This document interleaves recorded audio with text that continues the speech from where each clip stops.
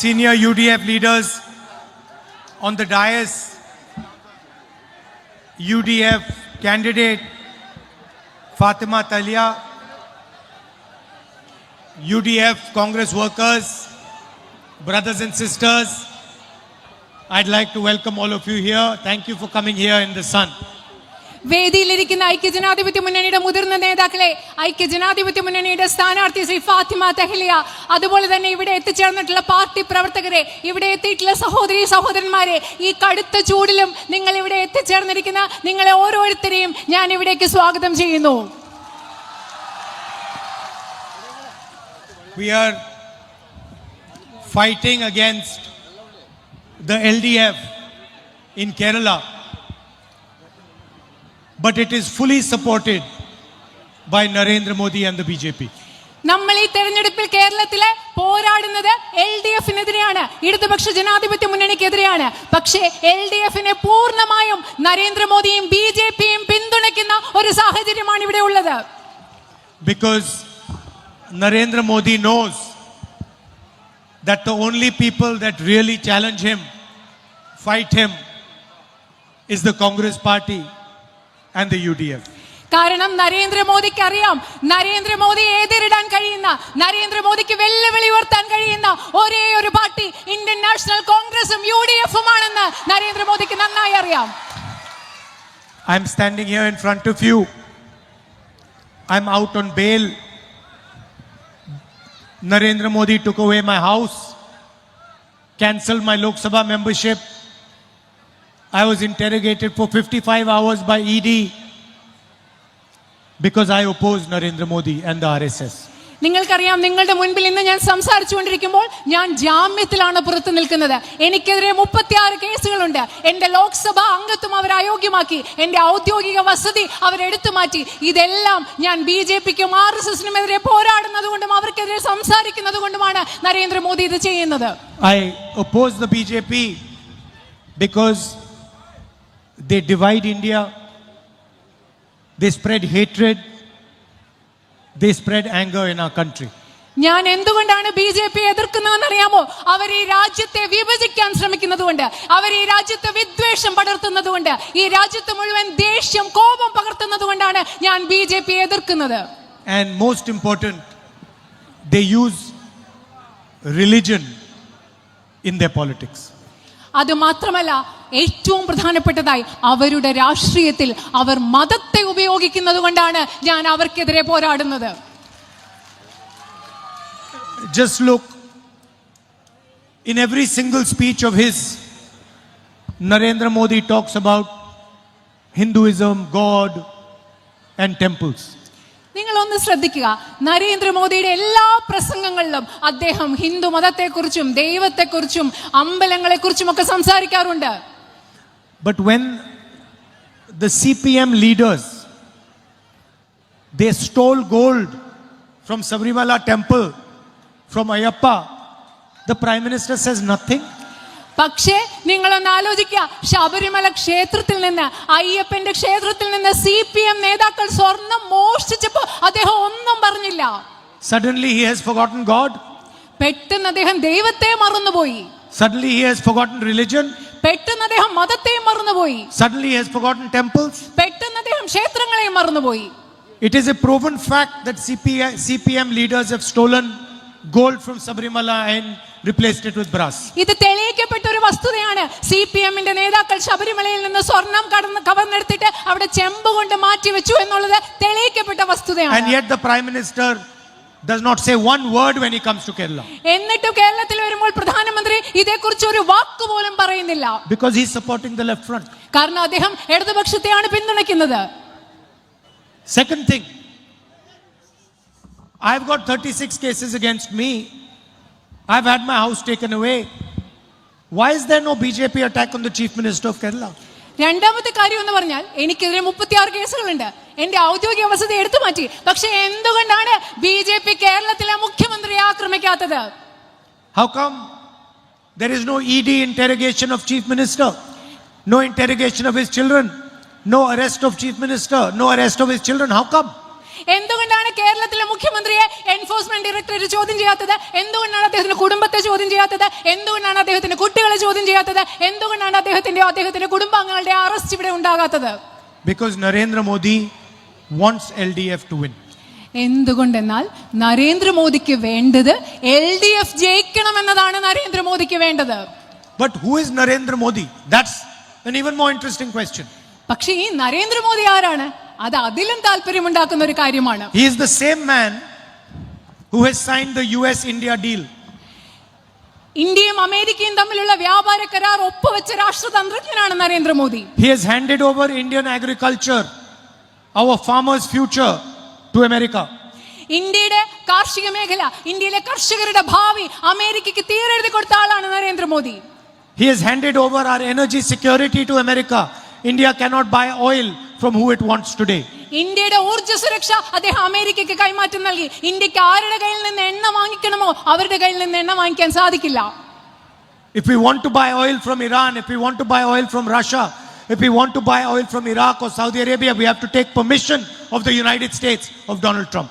നമുക്ക് ഇറാനിൽ നിന്നോ ഇറാഖിൽ നിന്നോ സൗദി അറേബ്യയിൽ നിന്നോ റഷ്യയിൽ നിന്നോ എണ്ണ വാങ്ങണമെങ്കിൽ നമുക്ക് അമേരിക്കയുടെയും ഡൊണാൾഡ് ട്രംപിന്റെ അനുമതി എടുത്ത ശേഷം മാത്രമേ അത് സാധിക്കുകയുള്ളൂ. India's entire data has been handed over to the United States. They can store it wherever they want. ഇന്ത്യയുടെ മുഴുവൻ ഡേറ്റ വിവരശേഖരം അമേരിക്കയ്ക്ക് കൈമാറിയിരിക്കുകയാണ്. അവർക്ക് എവിടെ ആഗ്രഹിക്കുന്നോ അവർക്ക് അവിടെ അത് സംഭരിക്കാൻ സൂക്ഷിക്കാൻ സാധിക്കും. They can use it however they want. അവർക്ക് എങ്ങനെ ആഗ്രഹമുണ്ടോ ആ രീതിയിൽ നമ്മുടെ ഡേറ്റ അവർക്ക് ഉപയോഗിക്കാൻ സാധിക്കും. The same Narendra Modi has committed to Donald Trump that every year he will buy 9.5 lakh crores of products from America. ഈ അതേ നരേന്ദ്രമോദി തന്നെ ഡൊണാൾഡ് ട്രംപിന് വാക്കുകൊടുത്തിട്ടുണ്ട്. ഓരോ വർഷവും 9.5 ലക്ഷം കോടിയുടെ ഉൽപ്പന്നങ്ങൾ അമേരിക്കയിൽ നിന്ന് വാങ്ങുമെന്ന്. What will happen to our producers? What will happen to our small businesses? What will happen to our medium businesses? ഇതിങ്ങനെ സംഭവിച്ചാൽ നമ്മുടെ നാട്ടിൽ ഉൽപ്പാദിപ്പിക്കുന്നവർക്ക് എന്ത് സംഭവിക്കും? നമ്മുടെ ചെറുകിട വ്യവസായങ്ങൾക്ക് എന്ത് സംഭവിക്കും? നമ്മുടെ ഇടത്തരം വ്യവസായങ്ങൾക്ക് എന്ത് സംഭവിക്കും? The question is, why is our Prime Minister handed agriculture, our energy security, our data and our small and medium businesses to America? നമ്മുടെ മുമ്പിലുള്ള ചോദ്യം ഇതാണ്. എന്തുകൊണ്ടാണ് പ്രധാനമന്ത്രി നമ്മുടെ കാർഷിക മേഖല, നമ്മുടെ വിവരശേഖരം, അതുപോലെ നമ്മുടെ ഊർജ്ജ സുരക്ഷ ഇതെല്ലാം അമേരിക്കയ്ക്ക് കൈമാറുന്നത് എന്തുകൊണ്ടാണ്? Can you imagine that Donald Trump tweeted that the Prime Minister of India calls him sir? നിങ്ങൾക്ക് സങ്കല്പിക്കാൻ പറ്റുമോ? ഡൊണാൾഡ് ട്രംപ് ട്വീറ്റിൽ എഴുതി ഇന്ത്യയുടെ പ്രധാനമന്ത്രി അദ്ദേഹത്തെ സർ എന്നാണ് വിളിക്കുന്നത്. He abuses the Prime Minister of India whenever he feels like. നരേന്ദ്രമോദിയെ എപ്പോ വേണമെന്ന് തനിക്ക് തോന്നുമ്പോഴൊക്കെ ഡൊണാൾഡ് ട്രംപ് അവഹേളിക്കുകയാണ്. And publicly says that he can destroy Narendra Modi anytime he wants.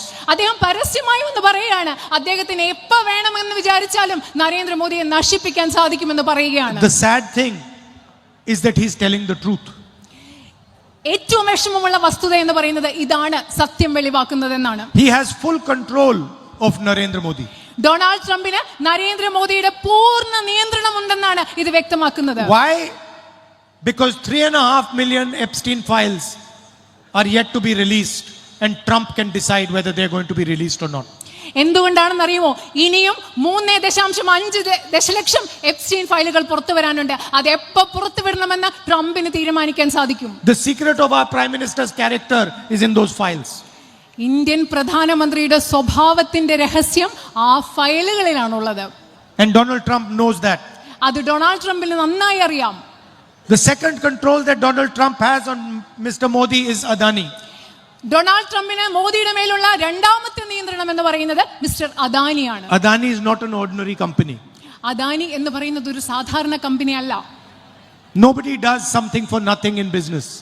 ആർക്കും ഒന്നും കിട്ടാതെ ബിസിനസ്സിൽ ഒന്നും, വ്യവസായത്തിൽ ആർക്കും ഒന്നും കിട്ടാതെ ഒന്നും കൊടുക്കാറില്ല. And Adani has been given access to every single Indian business. Airports, ports, cement, infrastructure, solar, wind, every business has been handed over to Adani. ഇന്ത്യയിലെ എല്ലാ വ്യവസായങ്ങളും, അത് എയർപോർട്ടുകളാകട്ടെ, തുറമുഖങ്ങളാകട്ടെ, വിൻഡ് എനർജി ആവട്ടെ, സൗരോർജ്ജമാകട്ടെ, അതുപോലെ നമ്മുടെ അടിസ്ഥാന സൗകര്യങ്ങളാവട്ടെ, എല്ലാം അദാനിക്ക് നൽകിയിരിക്കുകയാണ്. This was not done for free.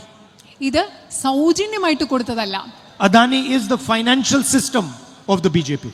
Adani എന്ന് പറയുന്നത് ബിജെപിയുടെ സാമ്പത്തിക സംവിധാനമാണ്. And Donald Trump understands this.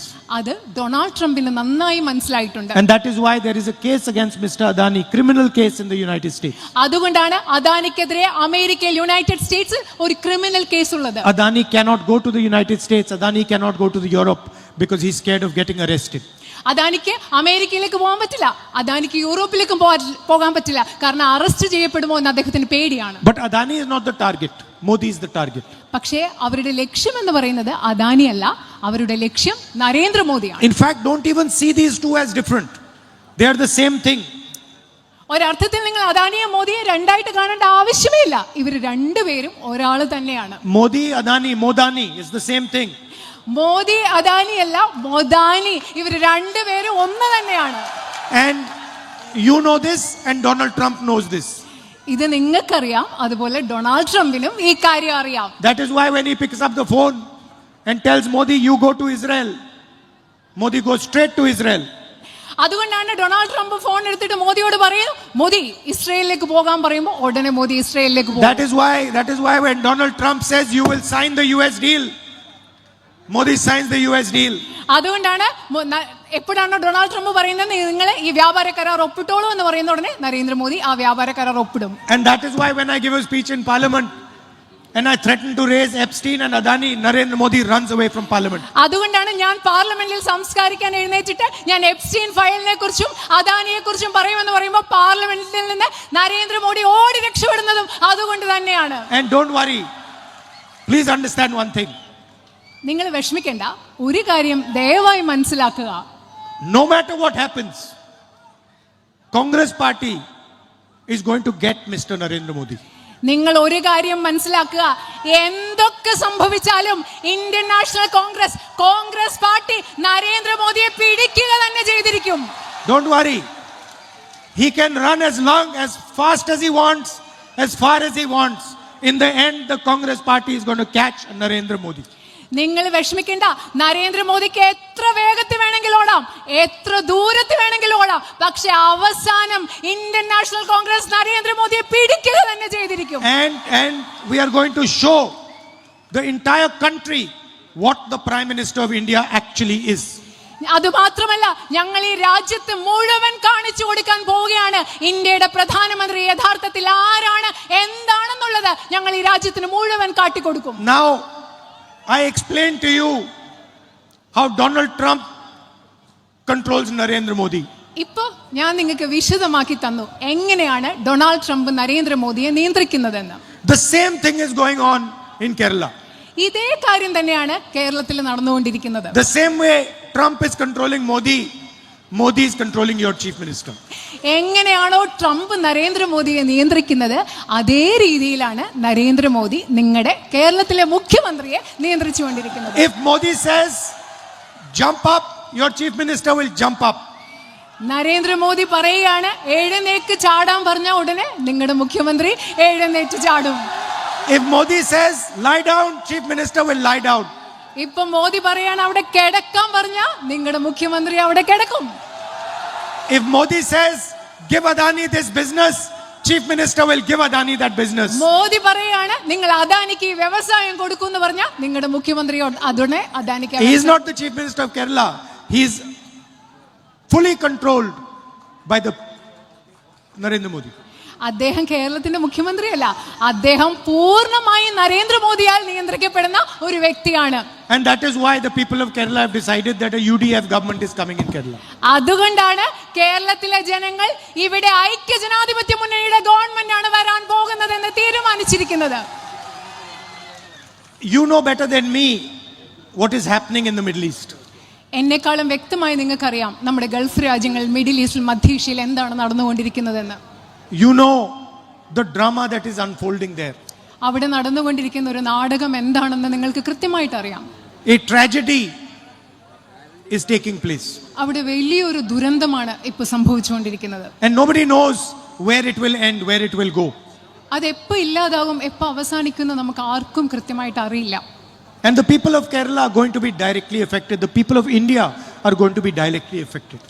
അതിൽ കേരളത്തിലെ ജനങ്ങൾ അതുപോലെ ഇന്ത്യയിലെ ജനങ്ങൾ അതിന്റെ നേരിട്ടുള്ള അതിന്റെ പ്രത്യാഘാതം അനുഭവിക്കാൻ പോകുന്നവരാണ്. Fuel prices are going to rise. ഇന്ധന വില കൂടിക്കൊണ്ടിരിക്കുകയാണ്, കൂടാൻ പോവുകയാണ്. Inflation is going to go up. നാണയപ്പെരുപ്പം പണപ്പെരുപ്പം വർദ്ധിക്കാൻ പോവുകയാണ്. An earthquake, financial earthquake is coming. ഒരു സാമ്പത്തിക ഭൂകമ്പം ഇവിടെ വരാൻ പോവുകയാണ്. You will see 1 or 2 months from now a financial earthquake is coming. ഇനി 1-2 മാസങ്ങൾ കഴിയുമ്പോൾ ഒരു സാമ്പത്തിക ഭൂകമ്പം ഇവിടെ വരാൻ പോകുന്നത് നിങ്ങൾക്ക് കാണാൻ കഴിയും. What is the LDF government doing to protect you? നിങ്ങളെ സംരക്ഷിക്കാൻ വേണ്ടി ഇവിടുത്തെ LDF ഗവൺമെന്റ്, ഇടതുപക്ഷ ഗവൺമെന്റ് എന്താണ് ചെയ്യുന്നത്? Modi cannot do anything. മോദിക്ക് ഒന്നും ചെയ്യാൻ പറ്റില്ല. He is run by Donald Trump. അദ്ദേഹത്തെ നിയന്ത്രിക്കുന്നത്, അദ്ദേഹം മുൻപോട്ട് പോകുന്നത് ഡൊണാൾഡ് ട്രംപിന്റെ നിയന്ത്രണത്തിലാണ്. He will decide whatever Donald Trump tells him. Modi എന്ത് തീരുമാനിക്കുന്നു അതെല്ലാം ഡൊണാൾഡ് ട്രംപ് പറയുന്ന കാര്യങ്ങളാണ് മോദി He will തീരുമാനിക്കുന്നത്. say yes sir, yes sir, yes sir and keep doing what he says. Yes sir, yes sir, yes sir എന്ന് പറഞ്ഞുകൊണ്ട് Trump പറയുന്നതൊക്കെ Modi ചെയ്തുകൊണ്ടേയിരിക്കും. But what is the Kerala government doing to protect you? പക്ഷേ കേരളത്തിലെ government നിങ്ങളെ സംരക്ഷിക്കാൻ വേണ്ടി എന്താണ് ചെയ്യുന്നത്? What is the Kerala government doing to make your life easier? നിങ്ങളുടെ ജീവിതം എളുപ്പമുള്ളതാക്കാൻ വേണ്ടി കേരളത്തിലെ ഗവൺമെന്റ് എന്താണ് ചെയ്യുന്നത്? What is Kerala government doing for employment in this state? ഈ രാജ്യത്ത് നമ്മുടെ സംസ്ഥാനത്ത് തൊഴിലുണ്ടാക്കാൻ വേണ്ടി എന്താണ് Kerala government What has it done to counter brain drain over the last 10 years? ഇവിടെ കേരളത്തിൽ നിന്ന് ഒരുപാട് പേര് പുറത്തേക്ക് പോയി നമ്മുടെ ബുദ്ധിശക്തി, നമ്മുടെ മേധാശക്തി പുറത്തു പോകുന്നതിനെ തടയാൻ എന്താണ് What government? has it done to protect rubber farmers and other farmers? Rubber കർഷകരെയും മറ്റ് കർഷകരെയും സംരക്ഷിക്കാൻ വേണ്ടി കേരള ഗവൺമെന്റ് എന്താണ് ചെയ്തത്? You know this better than I do. എനിക്കറിയാവുന്നതിലേക്കും മെച്ചമായിട്ടുണ്ട് നിങ്ങൾക്ക്. You have to face it, you have to deal with it. കാരണം നിങ്ങളാണ് ഇത് നേരിടുന്നത്, ഇത് കൈകാര്യം ചെയ്യുന്നത് നിങ്ങളാണ്. So the first thing the UDF government is going to do is going to set up a system that protects you. അതുകൊണ്ട് ആദ്യമായി ഐക്യ ജനാധിപത്യ മുന്നണി ഗവൺമെന്റ് ചെയ്യാൻ പോകുന്നത് നിങ്ങളെ സംരക്ഷിക്കുന്ന ഒരു സംവിധാനം ഈ നാട്ടിൽ ഉണ്ടാക്കിയെടുക്കുക എന്നതാണ്. That gives you slight protection in the environment that we are going towards. നമ്മൾ മുൻപോട്ട് പോകുന്ന ഒരു സാഹചര്യത്തിൽ, ഒരു പരിസ്ഥിതിയിൽ നിങ്ങൾക്ക് ഉറപ്പായിട്ടുള്ള സംരക്ഷണം നൽകുന്ന ഒരു സംവിധാനമാണ് ഞങ്ങൾ ഉറപ്പാക്കുന്നത്. Now I can see a lot of young ladies here and you have a young candidate fighting the election over here. എനിക്കിവിടെ ഒരുപാട് സ്ത്രീകളെ കാണാൻ സാധിക്കും. അതുപോലെ ഒരു ചെറുപ്പക്കാരിയായ സ്ത്രീ സ്ഥാനാർത്ഥിയാണ് നിങ്ങൾക്ക് വേണ്ടി ഇവിടെ ഇലക്ഷനിൽ മത്സരിക്കുന്നത്. And everybody knows, including the males, that the backbone of Kerala are its women. എല്ലാവർക്കും അറിയാം, ഉള്ളിന്റെ ഉള്ളിൽ നമുക്ക് എല്ലാവർക്കും അറിയാം, കേരളത്തിന്റെ നട്ടെൽ എന്ന് പറയുന്നത് മലയാളി സ്ത്രീകളാണ്, കേരളത്തിന്റെ സ്ത്രീകളാണ്. It is the women of Kerala who look after the state and the future of Kerala. ഈ കേരളത്തെ നോക്കുന്നതും കേരളത്തിന്റെ ഭാവി സംരക്ഷിക്കുന്നതും കേരളത്തിലെ സ്ത്രീകളാണ്. Everybody knows. എല്ലാവർക്കും ഇതറിയാം. And so the first thing we are going to do is every single woman in Kerala is going to travel for free on Kerala state buses. ഞങ്ങൾ ആദ്യമായി ചെയ്യാൻ പോകുന്ന കാര്യം കേരളത്തിലെ ഓരോ സ്ത്രീയും കേരളത്തിലെ KSRTC ബസ്സുകളിൽ ഇനി മുതൽ സൗജന്യമായി യാത്ര ചെയ്യാൻ പോകുന്നു എന്ന കാര്യമാണ്. Doesn't matter how old you are, what you are doing, whether you are a housewife, whether you are studying, going to college, every single woman in Kerala is going to travel for free on the buses. നിങ്ങൾക്ക് എത്ര പ്രായമുണ്ടെന്നുള്ളത് പ്രശ്നമല്ല, നിങ്ങൾ പുറത്ത് ജോലിക്ക് പോകുന്നു എന്നുള്ളത് പ്രശ്നമല്ല, നിങ്ങൾ പഠിക്കുകയാണോ എന്ന പ്രശ്നമല്ല, നിങ്ങൾ വീട്ടിൽ ഇരിക്കുന്ന ആളാണോ എന്നുള്ളത് പ്രശ്നമല്ല. കേരളത്തിലെ എല്ലാ സ്ത്രീയും കേരളത്തിലെ KSRTC ബസ്സുകളിൽ ഇനി മുതൽ സൗജന്യമായി യാത്ര ചെയ്യാൻ പോവുകയാണ്. Why? So that you can fulfill your aspirations and your dreams. എന്തുകൊണ്ടാണ് ഞങ്ങൾ ഇത് ചെയ്യുന്നത്? കാരണം നിങ്ങൾക്ക് നിങ്ങളുടെ സ്വപ്നങ്ങളും നിങ്ങളുടെ അഭിലാഷങ്ങളും സഫലീകരിക്കാൻ നിങ്ങളെ സഹായിക്കുന്നതിന് വേണ്ടിയാണ് ഞങ്ങൾ ഇത് ചെയ്യുന്നത്. This will make it slightly easier for you, easier to travel and do whatever you like to do. നിങ്ങൾക്ക് കുറച്ചുകൂടെ എളുപ്പത്തിൽ യാത്ര ചെയ്യാനും നിങ്ങൾക്ക് ഇഷ്ടമുള്ള കാര്യങ്ങൾ ചെയ്യുവാനും ഇതിലൂടെ സാധിക്കും. The second thing we are going to do, again for the women of Kerala, is every single college going girl, university going girl is going to get 1,000 rupees every month in her bank account. നമ്മൾ ചെയ്യാൻ പോകുന്ന കേരളത്തിലെ പെൺകുട്ടികൾക്ക് വേണ്ടി രണ്ടാമതായി ചെയ്യാൻ പോകുന്ന കാര്യം, കോളേജിലും സർവകലാശാലയിലും പഠിക്കുന്ന കേരളത്തിലെ ഓരോ പെൺകുട്ടിക്കും ഓരോ മാസവും 1000 രൂപ വീതം ആ കുട്ടിയുടെ അക്കൗണ്ടിൽ ലഭിക്കും. Senior citizens face their own unique problems. നമ്മുടെ നാട്ടിലെ പ്രായമായ മനുഷ്യർക്ക് അവരുടേതായ മാത്രം ചില പ്രശ്നങ്ങളുണ്ട്. So we are going to increase the pension to 3,000 rupees and have a specialized ministry for them in the state government. അതുകൊണ്ട് അവരുടെ പെൻഷൻ 3000 രൂപയാക്കി ഉയർത്തുകയും അതുപോലെ തന്നെ അവർക്ക് വേണ്ടി പ്രത്യേകമായ ഒരു മന്ത്രാലയം കേരളത്തിൽ രൂപീകരിക്കാനും ഞങ്ങൾ പോവുകയാണ്. Anybody who wants to start a business, any young person who wants to start a business will get an interest-free loan of 5 lakh rupees to start his business or her business. അത് മാത്രമല്ല കേരളത്തിൽ ഒരു വ്യവസായം തുടങ്ങാൻ ആഗ്രഹിക്കുന്ന ഓരോ ചെറുപ്പക്കാരനും ചെറുപ്പക്കാരിക്കും പലിശയില്ലാതെ 5 ലക്ഷം രൂപ വായ്പയായി നൽകുമെന്നും ഞങ്ങൾ ഉറപ്പ് നൽകുകയാണ്. And finally, the most important protection of them all. അവസാനമായി ഇതിലെ ഏറ്റവും പ്രധാനപ്പെട്ട സംരക്ഷണം എന്ന് പറയുന്നത്, Everybody has someone who falls sick in their family at some point. നമുക്ക് എല്ലാവർക്കും നമ്മുടെ എല്ലാവരുടെയും വീട്ടിൽ അസുഖമുള്ള രോഗബാധിതരായ ആരെങ്കിലുമൊക്കെ ഉണ്ട്. Heart disease, diabetes, cancer, these are things everybody has to deal with at some point. ഹൃദയ സംബന്ധമായ അസുഖങ്ങൾ, അതുപോലെ ക്യാൻസർ, അതുപോലെ പ്രമേഹം, ഇതൊക്കെ നമ്മുടെ ജീവിതത്തിൽ ഏതെങ്കിലും ഒരു സമയത്ത് എല്ലാവർക്കും കടന്നു പോകേണ്ട ഒരു അവസ്ഥയാണ്. So we want to make it easier for you to deal with these health difficulties. ഇങ്ങനെ ആരോഗ്യപരമായ ബുദ്ധിമുട്ടുകൾ വരുമ്പോൾ അത് നേരിടാൻ നിങ്ങൾക്കത് നേരിടുന്നത് കുറച്ചുകൂടെ എളുപ്പമുള്ളതാവണമെന്ന് ഞങ്ങൾ And that is why we are coming out with the Omen Chandy Health Insurance Scheme for Kerala. അതുകൊണ്ടാണ് ശ്രീ ഉമ്മൻചാണ്ടിയുടെ പേരിൽ ഒരു ആരോഗ്യ സുരക്ഷാ ഇൻഷുറൻസ് പദ്ധതിയുമായി ഞങ്ങൾ കേരളത്തിൽ വരുന്നത്. This scheme is going to guarantee every single Kerala family 25 lakh insurance, health insurance. കേരളത്തിലെ ഓരോ കുടുംബത്തിലും ഈ പദ്ധതി പ്രകാരം 25 ലക്ഷം രൂപയുടെ ആരോഗ്യ ഇൻഷുറൻസ് പദ്ധതി ഞങ്ങൾ ഉറപ്പാക്കിയിരിക്കും. Now if your family members fall sick, you will have protection from the Omen Chandy scheme. ഇപ്പോ നിങ്ങളുടെ കുടുംബത്തിൽ ആർക്കെങ്കിലും അസുഖം വന്നാൽ ഇനി മുതൽ ശ്രീ ഉമ്മൻചാണ്ടിയുടെ പേരിലുള്ള ഈ പദ്ധതിയിലൂടെ നിങ്ങൾക്ക് സംരക്ഷണം ഞങ്ങൾ ഉറപ്പാക്കും. And you will have top quality medical help. നിങ്ങൾക്ക് ഏറ്റവും മികച്ച ഗുണനിലവാരമുള്ള ആരോഗ്യ സംവിധാനങ്ങളുടെ സഹായം നിങ്ങൾക്ക് ഇതിലൂടെ ഞങ്ങൾ ലഭ്യമാക്കും. This scheme will also inject money into the healthcare system that the left front has destroyed. അതുപോലെ തന്നെ കേരളത്തിൽ LDF നശിപ്പിച്ച കേരളത്തിലെ ആരോഗ്യ മേഖലയിലേക്ക് കൂടുതൽ ധനം കുത്തിവെക്കാനും ഈ പദ്ധതിയിലൂടെ നമുക്ക് സാധിക്കും. And as a result, we will be able to train many more nurses and doctors and support staff. അതുകൊണ്ട് അതിന്റെ ഭാഗമായി നമുക്ക് ഒരുപാട് പുതിയ നഴ്സുമാരെയും ഡോക്ടർമാരെയും ആരോഗ്യ പ്രവർത്തകരെയും നമുക്ക് പരിശീലിപ്പിച്ചെടുക്കാനും സാധിക്കും. Now, the left front calls itself a left party. നമ്മുടെ ഇവിടുത്തെ ഇടതുപക്ഷ മുന്നണി അവരെ ഒരു ഇടത് പാർട്ടി എന്നാണ് വിളിക്കുന്നത്. They call themselves a party of the people, of the workers, of the laborers.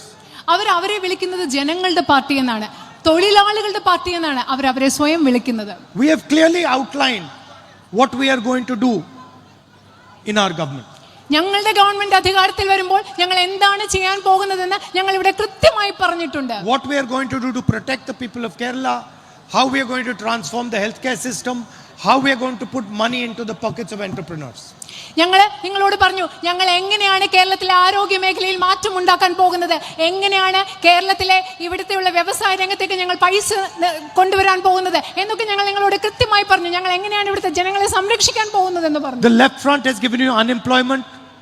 It has made Kerala number 1 in drugs in the country.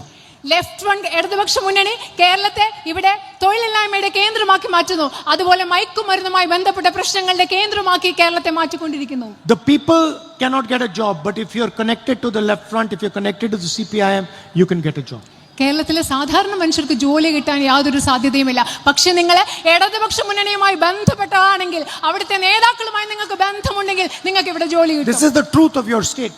നിങ്ങളുടെ സംസ്ഥാനത്തിന്റെ യാഥാർത്ഥ്യം, സത്യം എന്ന് പറയുന്നത് ഇതാണ്. And if you ask ordinary left front workers whether they think the CPM and the left front is actually a left party, they will say no, it's not a left party, it's a corporate party.